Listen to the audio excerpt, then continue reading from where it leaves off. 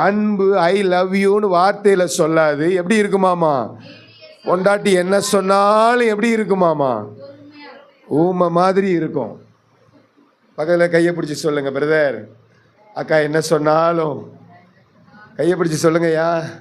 அக்கா என்ன சொன்னாலும் ஊமை மாதிரி இருக்கிறது தான் அன்பு செலுத்தின கடையாளம். அன்பு என்னவா இருக்குமா? நீடிய சாந்தமும், அடுத்தது தயவுள்ளது. இன்னைக்கு பாருங்க, தயவே இல்லை.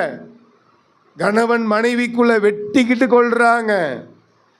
தவறான உறவுனால சொந்த கணவனை கொள்றாங்க, சொந்த மனைவியை கொள்றாங்க.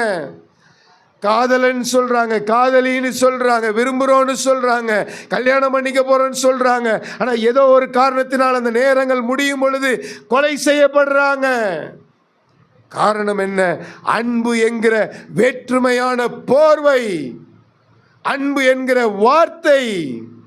அன்பு தயவுள்ளது. என் மனைவிக்கு ஒரு காரியம் என்று சொன்னால், என் மனைவிக்கு ஒரு பிரச்சனை என்று சொன்னால், என் மனைவிக்கு ஒரு ஒரு ஒரு ஒரு காரியத்தில் சுகவீனம் என்று சொன்னால், நம்ம என்ன பண்ணணும்? நம்ம சதை துடிக்கணும். கணவன் நிலை குலைந்து போக வேண்டும். அதுதான் அன்பு, அதுதான் அன்பு. அன்பு என்பது நம்முடைய செய்கையில் பிரதிபலிக்க வேண்டும். அன்பு என்பது வார்த்தையினால் அல்ல. வார்த்தையினால் ஒரு மனிதனை திருப்திப்படுத்த விட முடியாது. அன்பு என்பது செய்கையினால் வெளிப்பட வேண்டும். ஆமேன் சொல்லுங்க பார்க்கலாம்.